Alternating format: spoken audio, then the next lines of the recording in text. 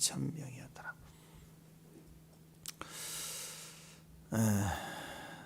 자, 오늘 레위인을 계수하는 장면이 나오는데요. 15절에 1개월 이상 된 남자를 계수하라 해서 쭉 계수를 했더니 39절에 제일 마지막에 보니까 1개월 이상 된 남자는 모두 22,000명이었다. 이렇게 표현을 하고 있습니다.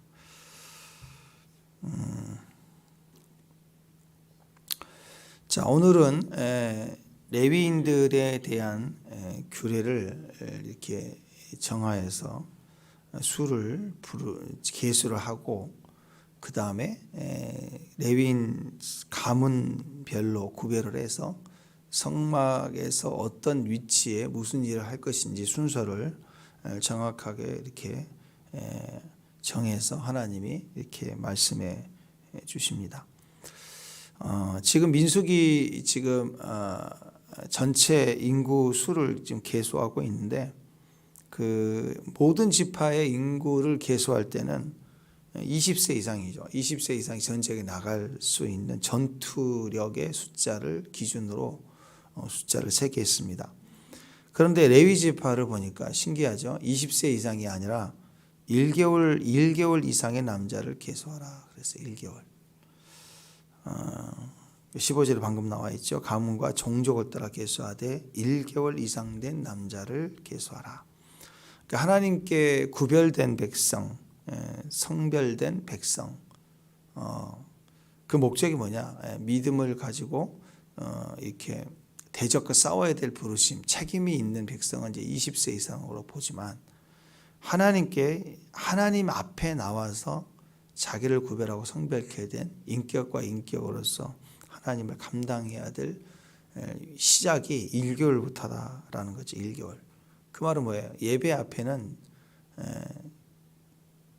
뭐 어느 숫자가 되면 청년 되면 좀 대학 가면 우리 아들 신앙생활 잘하겠죠. 아이고 그거 아니라니까요. 신앙교육과 신앙에 대해서는 가정에서부터 1개월부터 그냥 돌잔치가 우리 같은 돌잔치죠. 돌잔치가 아니네. 1개월이니까 난지 8일 만에 할례 행하고 1개월만 되면 그냥 전부의 전부 1개월이에요. 응애 한두 번 하면 그냥 바로 평생을 예배에 대해서 하나님 앞에 데리고 나와라. 그래서 신앙교육을 그때부터 시켜야 되죠.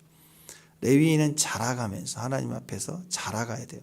하나님 앞에서 자라가면서 보고 듣는 놀이가 성직이고 그래서 거기서부터 성숙해가고 자라가면서 그 직무를 공적으로 이제 30살이 될 때 그 일을 직무를 맡아서 하지만 사실은 조기 교육이죠. 어렸을 때부터 그냥 보고 듣는 거예요. 놀이가 따로 없어요. 놀이가 성직이에요. 성직. 보고 듣는 게 그거니까. 임재 앞에서 뛰노는 거. 우리 시우가 그랬다잖아요. 집에서 그냥 김판수 집사님 집사님 놀이하자 해가지고 나는 김판수 집사님께 막 그랬다. 주일날 와서 기도하면 쫓아다니면서 같이 안수하려고 그러고 막 그렇잖아요. 그 놀이요 놀이. 임재 안에서 놀이. 그냥 그렇게 자라가야 된다. 신앙 안에서 그냥 자라가야 된다. 이게 이제 레위 지파를 향한 주님의 특별한 부르심이 그렇다라는 것입니다.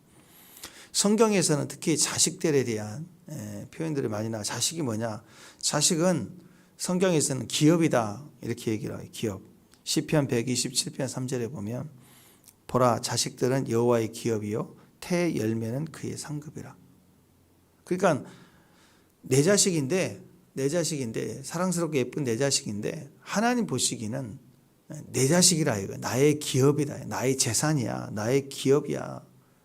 그러니까 너는 나의 소유지만 내 소유가 계속되고 유지되고 번성하고 그리고 세상에 대한 왕 같은 제사장으로 이게 통치자의 위치로 계속 번성해 가야 돼요. 부흥하고 번성하는 거. 그 개념의 의미를 두는 게 자식이에요. 아니 부모가 자기 자식 볼 때 넌 나만큼만 해라. 그럼 부모가 어디가 있어요?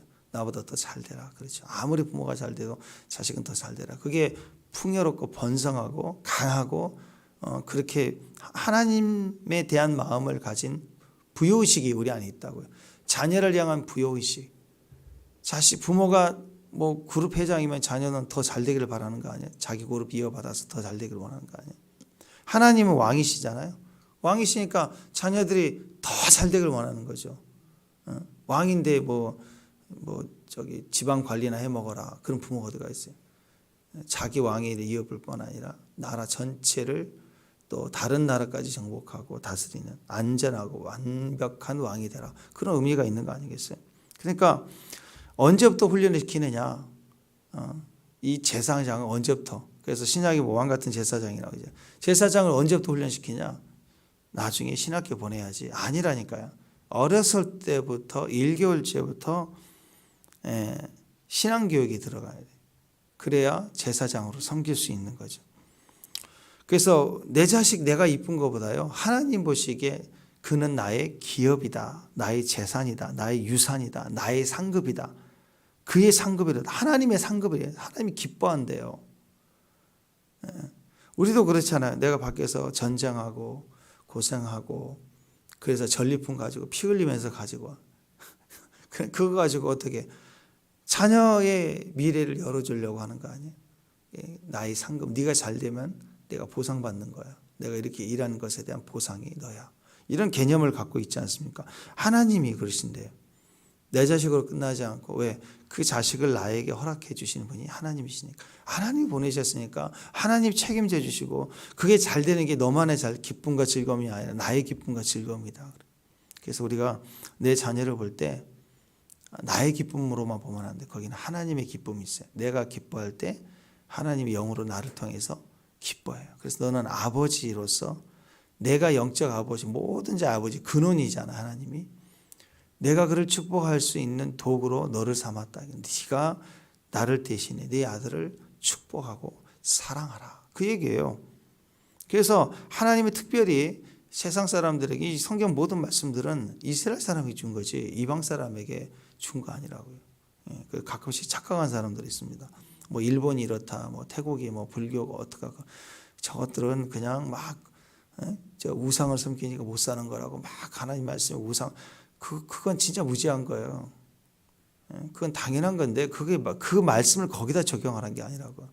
너에게 적용하라 해서 하나님이 이스라엘 백성에게 율법을 주세요. 나를 살펴 내 속에 내 내면에 이미지가 있는가, 하나님 앞에 거룩치 않냐는 게 있는가, 가리운 게 있는가, 계수되지 않는 게 있는가. 양 99마리를 계수해 보아야 100마리 정도는 눈찜작으로 몰라요. 세어봐야 돼요. 세어봐야 한 마리 빠졌네 할 때 찾는 거잖아요.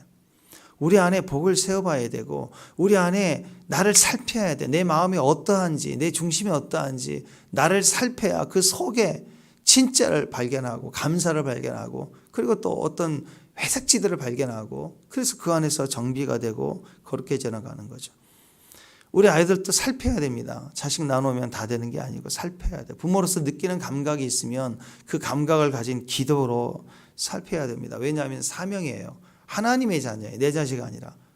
그래서 살펴야 됩니다. 물질 쓸 때도 기도하고 살펴야 되는 것처럼 자녀를 우리가 키워나가는 과정에서도 나의 상급 기쁨이지만 동시에 하나님의 기업이고 상급이기 때문에 우리는 잘 양육하고 키워야 될 의무가 있다는 것이죠.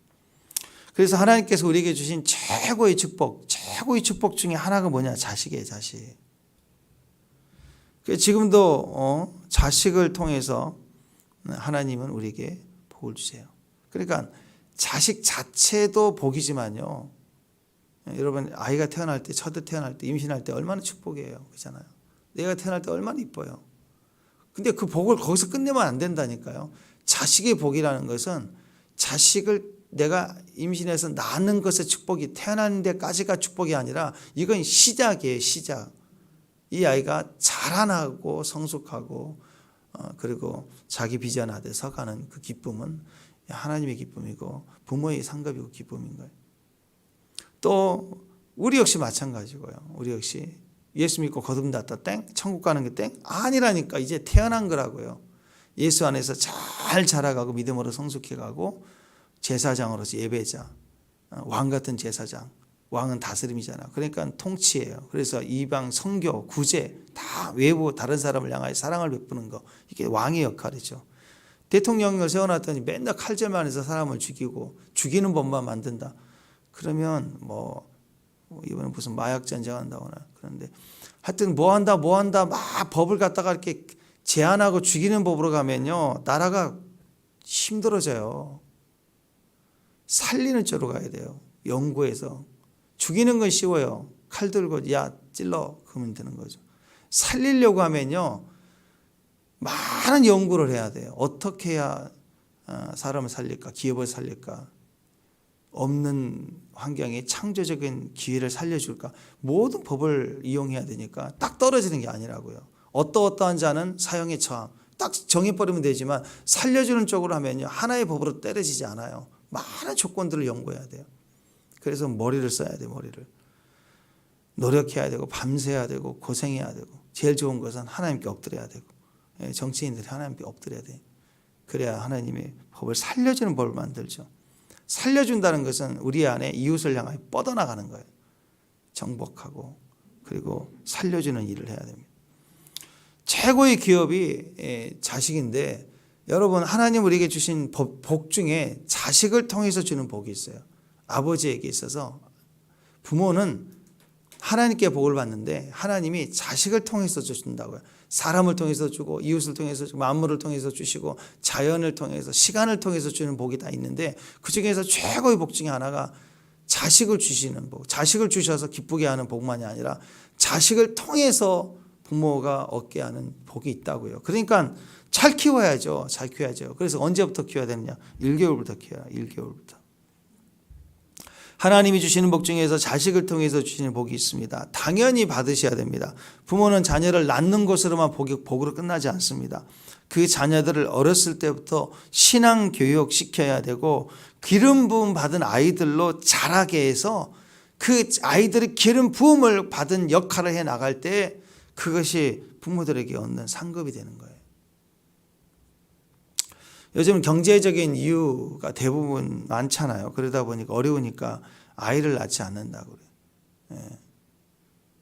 그래서 첫째만 낳고 안 낳아. 보니까 둘 다 엄마는 무슨 대기업에 다니고 그 아빠는 무슨 또 의사예요, 의사. 근데도 하나밖에 안 낳는데. 왜? 너무 힘들대. 이런 얘기 들으니까 그래. 근데 막 이래저래 상황이 이렇게 좁혀오고 상황이 그러니까 경제적 이유가 대부분이라고 얘기를 하는데요. 아이를 잘 낳지 않습니다. 얼마 전까지만 해도요. 여자들이 자기 몸매 망가진다고 애를 안 낳는다고 할 때가 있었어요. 그래서 이전에 가만히 생각해 보면 훨씬 이전 시대 우리가 잘할 시대보다 훨씬 더 지금 잘 살아요. 지금 잘 사는 시대가 분명히 맞아요. 편해요. 그런데 아이들에 대해서 자손에 대해서 인색해요. 왜 그럴까요? 물론 핑계는 돈이고 몸매고 뭐 이런 걸 따지는데요. 그것은 어려워서 또 다이어트 문제 뭐 그런 문제가 전혀 아닙니다. 왜 그러냐면 대신 개를 키우거든요. 애를 안 낳고 요즘 개를 키워요. 근데 개가 보통 개입니까? 여유 있는 사람들 굉장히 비싼 개를 키우는데 비싼 개를 키우는 유지비는요. 차라리 애를 임신하면 기저귀 보조값이라도 받잖아. 분유도 조금 나오고. 개는 그렇지 않아요. 돈 많이 들어요. 나중에. 근데 대신 개를 키운다고요. 무슨 말이냐. 영적으로 해석하면 말세가 될수록 희생하기 싫은 거예요. 희생. 내가 생각하는 정도까지만 이걸 희생으로 보는 것이 즐거움이에요. 더 하면 힘든 거예요. 즐거움이 안 되는 거예요. 그러니까 짐지기 싫고 다 싫은 거예요. 지금. 독립적이죠. 독립적. 즐거움이 되는 것까지만 내가 지출한다. 근데 분명히 개하고 자식하고는 다르죠. 자식을 낳으면 올인해야 된다는 걸 본능으로 알아요. 그게 두려운 거예요. 올인해야 된다는 게 그게 두려운 거예요. 지금. 사실 50년대 60년대 전쟁 지나고 나서 오면서 얼마나 힘들었어요. 뭐 집이 담이 있나요? 쪽방 하나에 막 친척까지 와서 자고 막. 보통 그런 가정 방 한 칸 두 칸인데 9남매 8남매 막 이렇게 많아요. 바글바글하게 자랐어요. 물론 중간에 좀 죽기도 하고 그러니까 더 많기도 했지만 대부분 집들이 많았어요.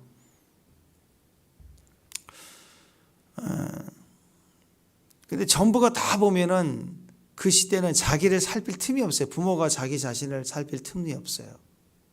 그때는 마지는 다 누나든 형이든 그냥 동생 다 키우고 다 해서 엉고 안고 다니고 다. 그걸 희생이라고 생각하지 않고 당연하게 생각을 했다고요. 근데 지금 보면 다 70, 80 뭐 얘기하면서 옛날 그 흔적 있는 그런 건물들 뭐 책상 갖다 놓고 추억하잖아. 지금 관광지 가면 어느 카페 가도 옛날 학교 분위기 그런 거 다 재현해 놓고 옛날 책 동화정과 막 이런 거 놔두고 추억하잖아요. 왜? 사람들이 고생했지만 그때가 행복했다라는 거. 그때가 지금 생각해 보면 그때는 힘들 때인데 진짜 힘들 때인데 자살 별로 없었어요. 특별히 뭐 특별히 전쟁 무슨 후유증이나 뭐 이런 특별한 극단적 선택을 한 예가 별로 없었다고요. 근데 요즘은 풍요로워요. 너무나도 기회도 많고 일할 기회도 많고 나가면 하고 지금 동남아 이 지역은요. 코리안 드림이 한국만 오고 싶어서 난리를 친 만큼 지금 그렇다고요. 그런 나라인데 요즘은 쉽게 절망하고 말 한마디에 그냥 한강 뛰어내려 버리고. 요즘도 그런 말 있잖아요. 애 셋, 넷 키우는 부모는 우울증이 없다고. 맞아요. 자식 한 명, 셋도 아니 한 명이에요. 한 명이라도 최선을 다해 키우려는 부모는 우울증이 없어요. 우울증이. 애를 선는 내 것도 관심 없어. 애 교육에 관심도 없고 그냥 자기 마음대로 사니까 남편도 개차반이고 뭐 또 다 싫고 사회고 뭐. 그런데요. 일단 자식 하나만이라도 최선을 다해서 사랑하고 나는 어렵지만 너는 잘 돼야 돼 하고 그런 마음으로 키우는 사람들. 요즘 어려운 시대다 보면 그 아이 하나 키우는 그 이혼녀들 있잖아요. 미혼모 막 이런 우울증 없어요. 그 아이 키우려고 막 난리를 치니까 새벽부터 일하고 막 걱정하고 우울증이 걸릴 필요가 없는 거예요. 시위 기회가 없어요.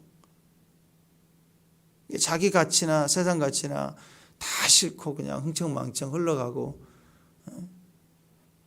그러니까 우울증 타지고 외롭다 하고 외로울 틈이 어디가 있어요. 애 하나 키우는데 어떻게 외로워요. 우울증은요 대부분 그래요. 우울증 걸릴 시간이 없어야 되는데 우울증 걸리는 남편만 쳐다보고 사는 여자들 맨날 우울증 걸려요. 왜? 내가 중심이니까. 내가 중심이고 주변만 바라보니까 사회 혜택이나 바라보니까 우울증이 있죠. 내 뜻대로 잘 안 되거든요. 그러니까 어린날에는 어려우면 어떻게 해서든 일을 좀 해야지 하고 나갈 생각을 하는데 요즘에는 일 안 해요. 어떻게 하면 이걸 받아먹을까. 이게 복지가 너무 많아지니까 이게 당연한 권리인 줄 알고 막 구청 뭐 어디 쫓아다니면서 큰 소리 치고 내놓으라고 나는 왜 안 주냐고 따지고 이런 분위기가 돼가는 걸 보면서 우리를 슬프게 하는 것 같아요. 인생은 그렇게 사는 게 아니잖아요. 그죠? 인생은요 다른 사람을 향하여 희생하는 쪽으로 가면 절대 우울증 걸릴 수가 없어요. 희생하는 쪽으로 가는 것이 사랑이고 행복한 거예요. 조금 힘들 수 있죠. 불편할 수 있어요. 즐거움이 사라질 수 있어요. 내 자신을 위해 가면은 좀 즐거울 수 있어요. 그렇죠. 자식 안 낳고 그 돈으로 그냥 내 삶의 유익을 얻겠다. 여행도 다니고 그럼 남들보다 좀 즐거울 수 있겠죠. 시간과 물질에 좀 여유가 더 생길 수 있으니까. 근데 절대 행복할 수 없어요. 그렇게 가는 건 절대 행복이 없어요. 즐거움이 있지만 절대 행복이 없어요. 솔로몬처럼 돈이 많아도 즐거움이 없어요. 그렇게 되면. 절대 행복할 수 없습니다. 힘들고 어려워도 희생하면 희생할수록 행복해요. 힘들지만 행복해야 돼요. 희생하지 않고 자기 이익 따져가며 자기 중심적으로 살면 남보다 조금 이익 보고 뭐 조금 더 즐거울 수는 있겠지만 그런데 절대 행복할 수가 없습니다. 마태복음 10장 39절에 보면 자기 목숨을 얻는 자는 잃을 것이요 나를 위하여 자기 목숨을 잃은 자는 얻으리라. 기억하십시오. 희생은 반드시 되돌아옵니다. 희생은 되돌아와요. 그러면 생각해 자기가 월급 받는데 계속 나만 내 양복 입고 뭐 할부 끊고 내 뭐 유익하고 여행 다니고 계속 나만 써. 그럼 누가 나한테 뭘 도와주겠어요? 나한테 되돌아온 거 하나도 없어요. 근데 거기서 계속 사람을 섬기고 도와주고 필요가 있으면 섬기고 선물도 보내고 자꾸 챙기면 언젠가는 이게 다 돌아온다고요. 다 나에게 돌아온다고. 그게 행복입니다. 행복. 되돌아온다고요. 이게 무엇을 의미하냐면 이것이 하나님이 우리에게 주시는 사랑의 의미죠. 사랑은요, 혼자의 개념이 아닙니다. 산속에 하늘 위에 혼자 나는 거룩하다. 이거 절대 사랑이 아니에요. 그래서 어떤 종교든 왕이 다 신이 다 자비하고 사랑이다 얘기하는데 안 그래요. 하나님만이 사랑입니다. 그래서 신이 절대자 신이 삼위로 계시는 거예요. 사랑의 개념은 관계에서 나오는 거지 정의가 아니라고. 정의. 혼자만의 정의가 아니라고. 그래서 성삼위 하나님은 함께 창세기 보면 우리 모양대로 하잖아. 우리가 만들었다. 항상 관계로 일을 하시고 관계 속에 계시는 거예요. 그러니까 축복은 어떨까요? 축복은요, 가만히 있는데 뚝 떨어지는 복이 아니에요. 뚝 떨어져가고 로또처럼 뚝 떨어져서 좋다. 하나님의 복은 그렇게 오지 않아요. 하나님의 축복은 관계를 통해서 와요. 사람을 통해서 와요. 특별히 오늘은 자기 자녀들을 통해서 하나님도 우리에게 복 주시는 방법을 세상 속에서 이스라엘을 선택하고 그 이스라엘과 관계 속에 복을 주시는 거예요. 또 이스라엘 속에 있는 레위 지파를 선택하면서 이스라엘 전체 지파에 복을 주시는 거예요. 우리도 마찬가지입니다. 나를 통해서 내가 열심히 주의 이름으로 사는 관계 속에 하나님 복을 주시는데 산속에서 혼자만 기도하게 해서 복을 주시지 않아요. 세상 속에 있어야 되고 말씀의 빛을, 말씀의 맛이죠. 소금과 빛을 역할을 감당할 때 복을 주시는데 그 대상 중에 첫 번째 우리 본능이 제일 먼저 발동하는 거 자식이에요. 내 이웃을 먼저 그러면 이웃은 벌써 나쁜 놈도 있잖아요. 그러니까 내 안에서 판단이 된다고요. 근데 자식은 내가 악할지라도 자식에게는 좋은 거 줄 줄 알거든. 자식은 본능이 내가 희생하게 만들어주는 거예요. 그걸 통해서 하나님은 되돌아오는 복을 주고 싶은 거예요. 사랑을 확인해 주고 싶은 거예요. 그 다음에 내적으로는 사랑이지만 외적으로는 이걸 축복이라고 얘기합니다. 축복권이에요. 하나님 축복은 그냥 떨어지는 게 아니라 우리와 하나님과의 관계를 통해서 축복을 주시고 우리 삶의 축복은 나와 다른 사람과의 관계를 통해서 축복을 주세요. 하나님의 형통한 자, 하나님의 축복된 사람의 특징이 혼자 있지 않습니다. 항상 사람의 관계가 좋아요. 더 많고 겹으로 겹쳐 있고 항상 좋은 관계를 유지합니다. 관계의 축복이에요. 관계가 끊어지면서 축복이 있을 수가 없습니다.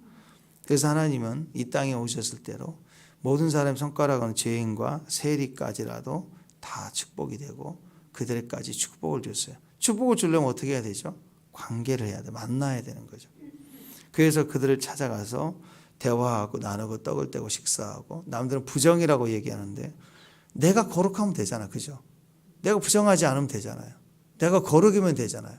그래서 계속해서 교제하고 떡을 떼고 하면서 변화의 역사를 이루어 가셨다는 거예요. 만약 하나님 이 땅에 찾아오지 않으셨으면 우리가 어떻게 구원을 받았을까요? 찾아오셨다는 걸 기억해야 됩니다. 이게 축복권입니다. 창세기 12장 1절, 2절, 3절 보면 아브라함이 하나님의 드디어 명령을 받고 내 본토 친척 아비 집을 떠나라 할 때 그 떠남이 뭔지 아세요? 그게 축복권이에요. 떠나는 게 축복이라고요. 하나님의 말씀을 따라가는 거죠. 광야 40년은 애굽을 나오는 거예요. 아브라함이 나오는 것처럼 본토 친척 아비 집이 노이잖아요. 출애굽하는 거예요. 나와야 되는 거예요. 나오는 게 축복이에요. 근데 나오면 어떤 일이 벌어지느냐? 세상은 너무 위험하잖아요. 근데 아브라함에겐 축복권을 주셨어요. 축복권을 주었기 때문에 나오는 겁니다. 나와서 축복이 되는 게 아니라 나와서 언젠가는 성공하는 게 아니라 성공권을 줬고 축복권을 준 거예요. 요셉에게 축복권을 줬기 때문에 시기해서 내침당하고 보냈지만 사실은 하나님 기름을 부었단 말이에요. 왕권을 주었단 말이에요. 기름을 부었단 말이에요. 축복권을 주었단 말이에요. 그래서 나가게 하신 거예요. 그래서 창세기 12장에 보면 떠나라 그러면서 뭐라고 하냐면 너로 큰 민족을 이루고 내가 내게 복을 주고 내 이름을 창대케 하느니 너는 복이 될지라. 이미 주고 떠나게 하시는 거예요. 이게 축복권이에요. 내가 너에게 복을 준다. 또 너를 그래서 축복이 있는 사람은 어떤 일이 벌어지냐. 너를 보낸다는 너에게 보게 된다는 것은 뭐예요? 너는 사명이 지금부터 다른 사람에게 축복하면 복을 주는 거야. 너를 열방으로 보내는 이유는 너는 축복하는 일을 해. 네가 그들을 터치하고 축복하면 축복이 흘러갈 거야 라고 얘기하는 거예요. 이게 축복권이 있으니까 축복을 주라는 거죠. 마치 암행어사에게 상감마마가 이렇게 마패를 이면서 너는 고을을 확인하고 다스리고 그리고 감찰하고 그리고 징계하고 복을 줘라 그렇게 하잖아요. 그걸 주고 가는 거지.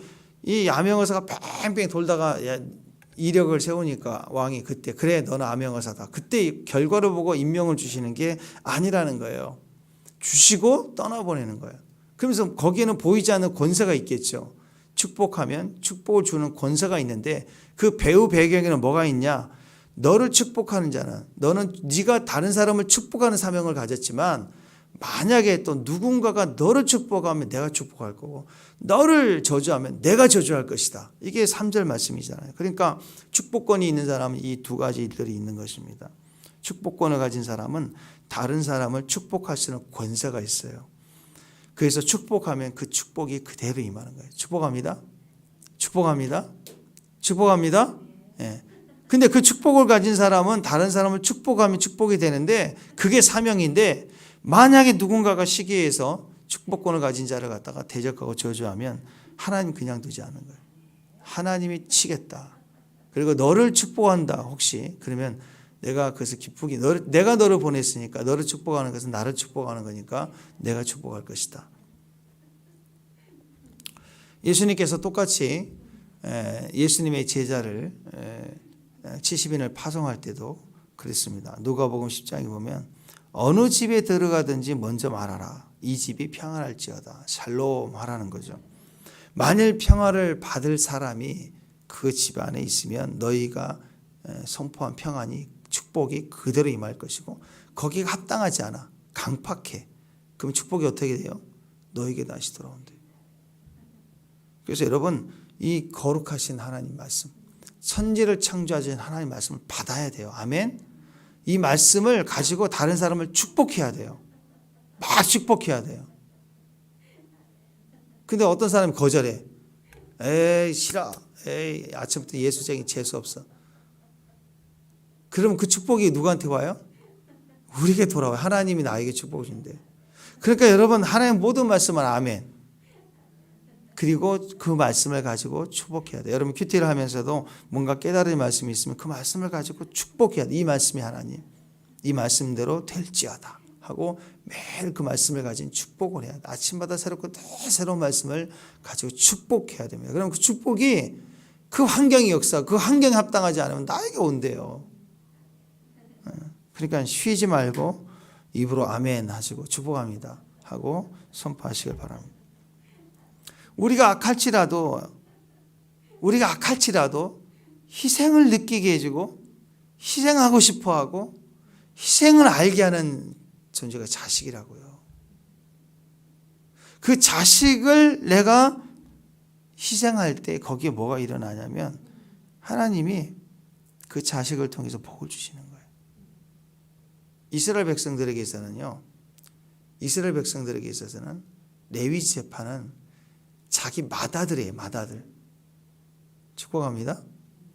축복합니다. 몇 절이에요? 어제 말씀 몇 절이에요? 네.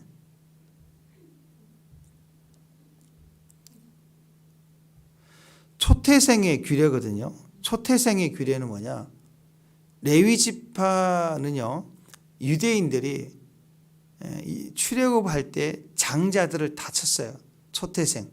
새끼들과 첫 번째 짐승의 새끼나 사람의 자식 맏아들은 내 것이다 해서 온 땅을 갖다가 치셨어요. 내 것이다 가져가세요. 이스라엘도 쳤어요. 그런데 이스라엘에게는 피를 주셨어. 피를 주셔서 넘어가게 하셨어요.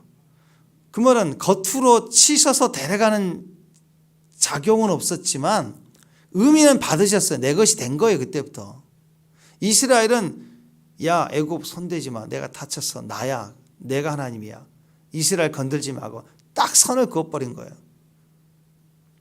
세상의 으뜸이 내 백성이야. 그 의미가 초태생을 친 거예요. 짐승이든 사람이든. 근데 이스라엘의 각 그 지파별로 맏아들을 계수하래요. 근데 그 계수가 지금 현재 레위지파 수하고 맞아요. 그 말은 뭐냐? 하나님이 지금 이스라엘 모든 각 지파의 장자들을 하나님이 치셔야 돼요. 치셔야 되는데 치지 않고 친 숫자만큼을 레위지파로 삼아서 레위지파를 하나님 섬기는 부분으로 세운 거예요. 부모 마음에 전쟁 나면 자식 보내고 싶지 않죠. 군대로. 특히 맏아들은 더 안 보내려고 할 거 아니에요. 그 자식은 하나님 것이라 죽은 거예요. 지금 군대 보내는 거예요. 전쟁터에. 그런데 살려줄게. 그 대신 누구냐? 레위인이야. 그러니까 전쟁에 내 아들들을 너희들이 계수하고 싶지 않은 것처럼 이제 너희 아들이 전쟁 나가야 될 그 계수 대신 이 레위지파 사람들은 전쟁 계수에 넣지 마. 나를 섬길 거야. 이들이 죽으면 네 아들 죽어. 이들이 사니까 네 아들이 사는 거야. 그래서 레위지파에게 땅을 주지 않는 것은요, 차별한 게 아니에요.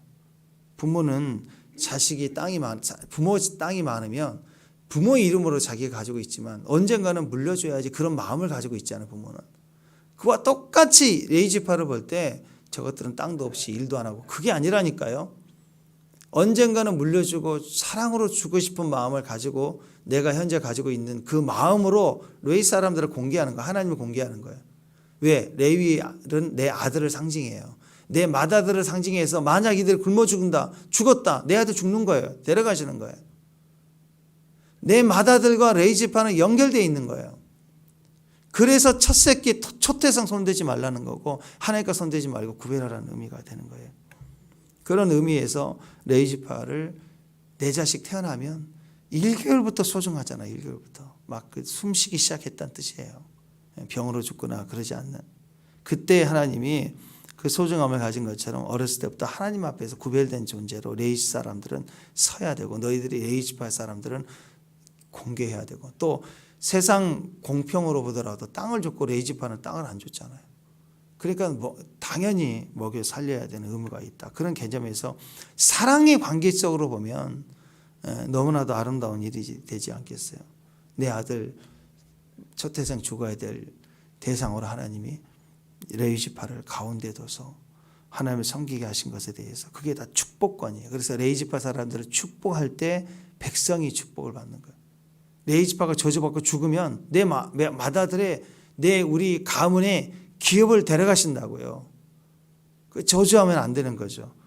사랑하고 축복해야 돼요. 그래야 같이 사는 거예요. 또 레위지파 사람들은 하나님께서 먹여 살리는 거지만 그러나 사람들을 통해서 공개되는 걸 통해서 성적을 통해서 담당하기 때문에 거기에 대해서 사람들과의 관계에 빚진 마음이 있는 거예요. 감사의 마음이 있는 거죠. 그래서 서로가 존경과 사랑의 마음을. 부모가 되보면 알아요. 부모가 되면 자녀를 키웠지만 또 잘 되기를 위해 반했지만 자녀가 또 잘 돼서 또 부모를 공개하면 세상에서 월급 받는 것보다 자식이 공개해주고 세워주고 사주고 밥 사주고 그게 훨씬 더 나아요. 그런 개념이에요. 그러면 부모는 미안하죠. 고사리 같은 손으로 돈을 벌어서 자식이 아무리 어른이 돼도 부모 눈에는 다 고사리 같은 애 아니에요. 애가 고생해서 밥을 사준다. 그러면 또 미안한 마음도 있잖아요. 그러니까 레위지파 사람들과 이스라엘 백성들의 차이가 그런 관계성이 있는 거예요. 축복의 관계. 이 축복권으로 해석해야 돼요. 사랑으로 해석해야 돼요. 관계성으로는 사랑이고 공적인 관계 속에 제사장과 백성의 관계 속에서는 축복권인 거예요. 축복하면 너를 축복하고 저주하면 내가 저주하겠다는 거예요.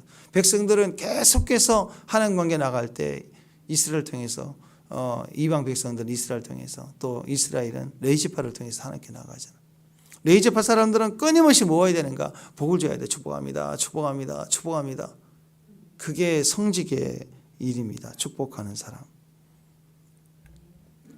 자식 그러면 희생의 가치가 있고 또 감사의 가치가 있죠.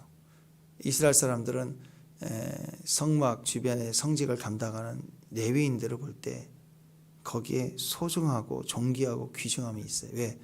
이들이 있기 때문에 하나님 앞에 예배가 드려질 수 있고 더 나아가 내 맏아들이 보여져야 돼. 내 맏아들이 겹쳐야 돼요.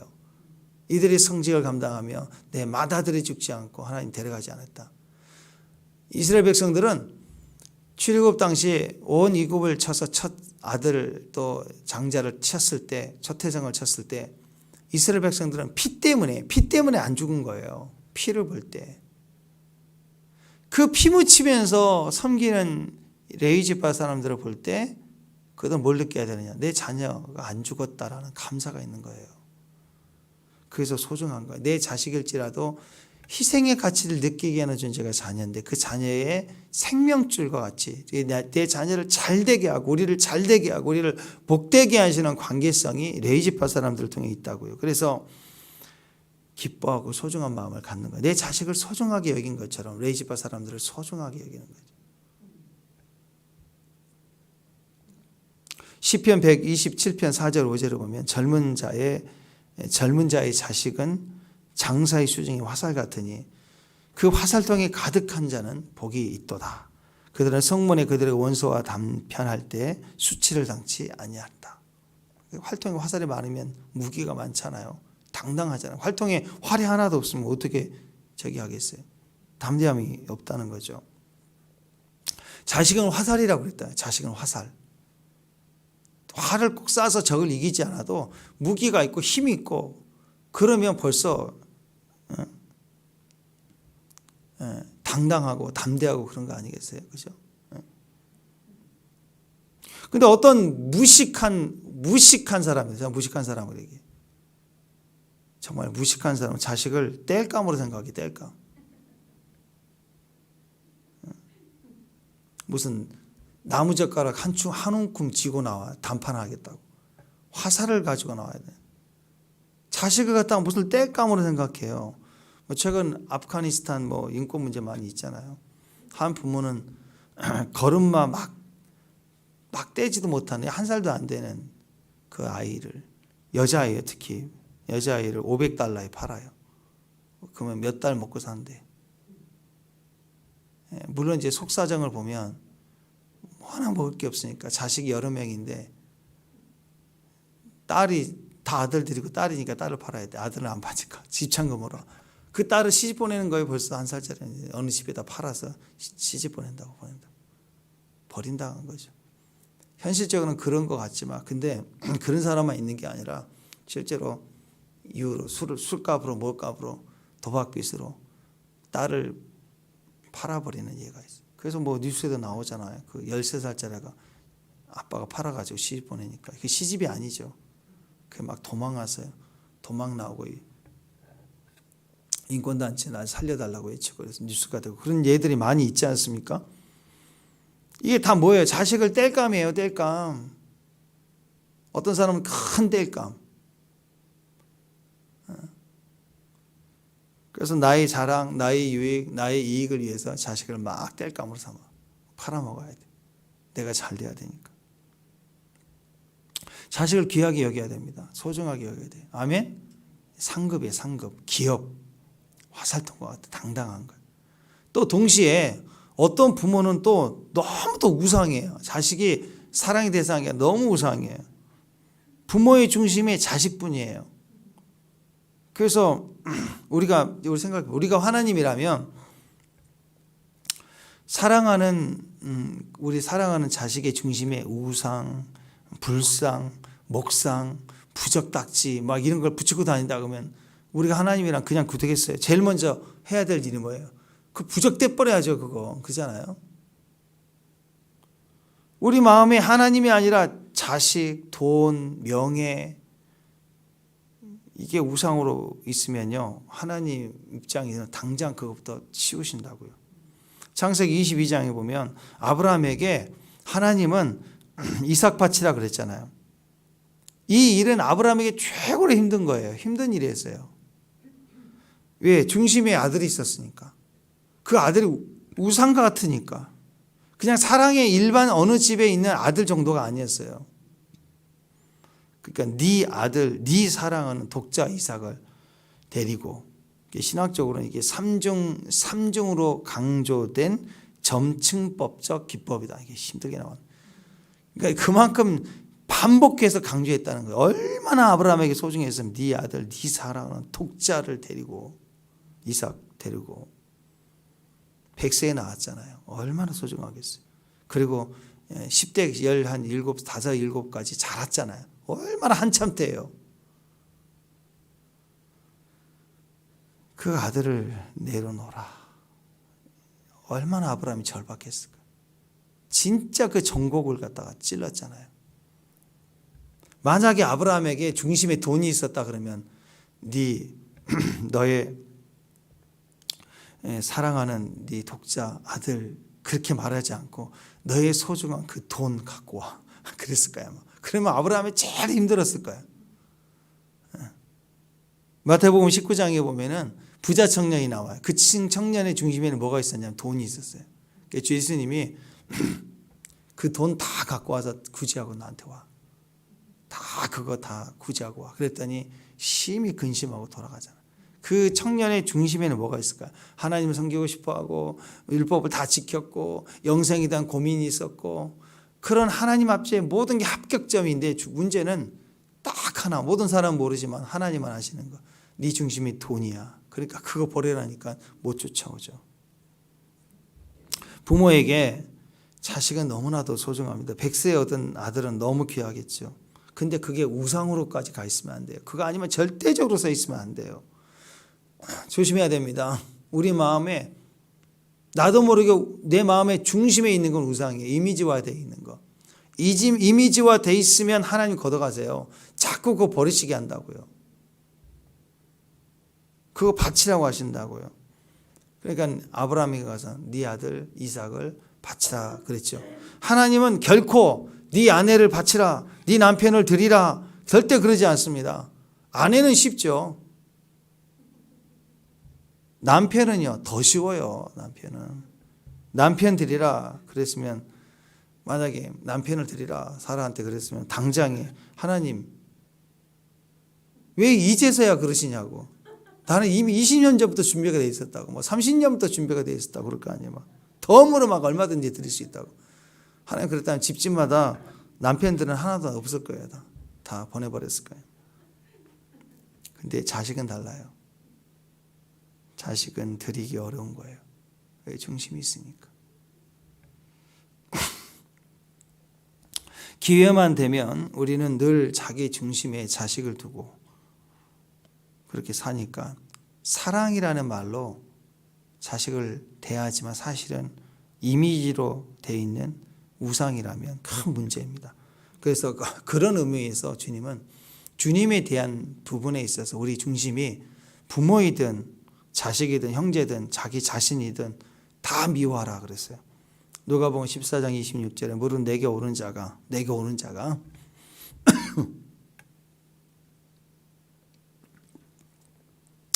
자기 부모와 처자와 형제와 자매와 더더욱 자기 목숨까지 미워하지 아니하면 너희 내 제자가 되지 못하고 그랬어요.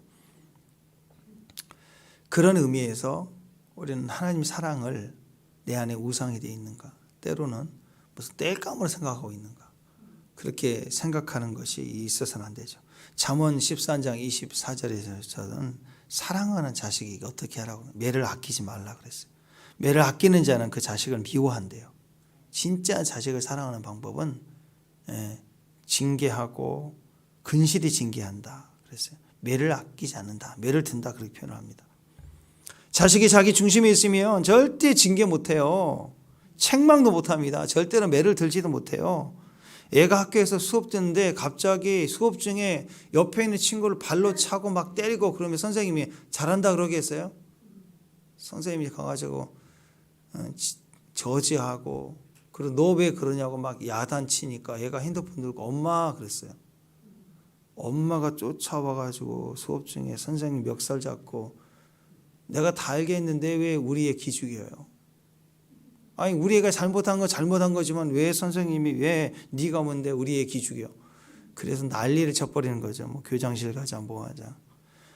벌써 그 사건 스토리 딱 보면 뭐가 나와요? 엄마 때문에 애 망친 거라고. 얘 인생 끝난 거예요. 이렇게 가버리면.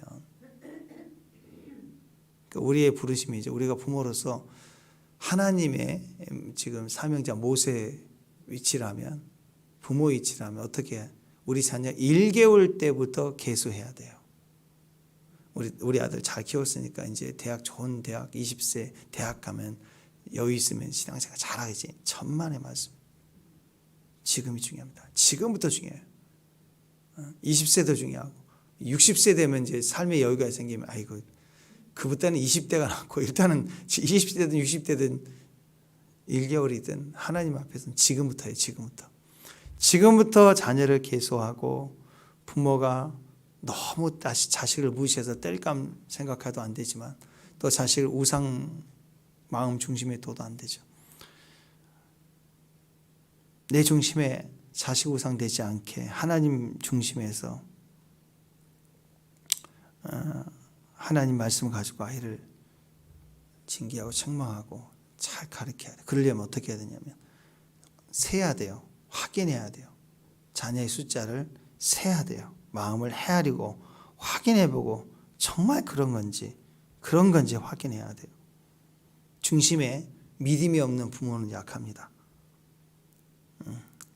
믿음이 없으면 믿음이 없는 신앙을 우상숭배라고 그랬죠. 기복신앙 그러잖아. 교회에서 하나님 비나이다 복 주세요 하는 거. 하나님 말씀과 상관없이 비나이다만 하는 거. 자녀에게 그렇게 막연하게 기대하는 것은 절대로 유익이 될 수가 없습니다. 우리는 다 불행해지는 거예요. 그래서 여러분 기도해야 돼요. 어떤 엄마는 자식만 보면 약해져 버려. 무슨 말이냐? 난 쟤한테 해준 게 없어. 그것 때문에 애가 잘못된 거 알면서도 막 다 해주면서 애한테 할 말을 못해. 아니 이 말은요 사실은 솔직히 얘기하면 물론 부모니까 그런 마음을 끝까지 갖는 거 아니에요. 그렇죠? 근데 이 시대가 얼마나 엉터리가 됐냐. 그 말을 갖다가 자식이 한다니까. 엄마는 나한테 뭐 해줬냐고. 이런 웃기지 않는 시대가 돼버렸어요. 여러분 그런 자녀들은요 초달해야 돼요. 키워준 것만 낳아준 것만 해도 당당해야 돼요. 엄마들은 당당해, 부모는 당당하게 초달해야 돼. 그건 그거고 그와 상관없이 선생님은 당당해야 되고 교회에서 목자는 당당해야 되고 가정에서 부모는 당당해야 돼요. 부모는 자식에 대해서 당당하게 주권을 가지고 얘기를 해줘요. 그게 뭐예요? 축복권이에요. 부모는 자녀를 위해 축복권을 행사해야 되고 자녀가 잘 되는 것을 통해서 하나님 자식을 통해 주시는 복이 있다고요. 오늘 레이지파는 우리에게 자식의 의미를 반영해 주는 겁니다. 그래서 그런 의도에서 우리가 레이지파를 계수하고 직분하게 하는 걸 확인하고 직분을 주는 것처럼 우리 자신도 하나님의 거룩한 예배자 레이지파 사람과 같은 마음을 가지고 우리 자녀들을 그런 마음으로 살피고 또 그런 관계로 헤아릴 수 있는 거룩한 주의 종들이 되시기를 주님으로 축원합니다. 기도하겠습니다. 하나님 만물의 아버지 되신 하나님 자기 자녀들을 향한 사랑을 베푸시는 하나님 우리 안에 주의 말씀을 두고 우리 자녀를 사랑하고 계수하고 축복하고 우리 자녀의 삶에 놀라운 일을 행하실 주님을 기대하며 주의 약속 아래 제사장이 중보하듯 우리 자녀들 위한 중보를 해나갈 때 우리 자녀들이 살아날지어다 생계로 충만할지어다 예수님의 이름으로 기도합니다.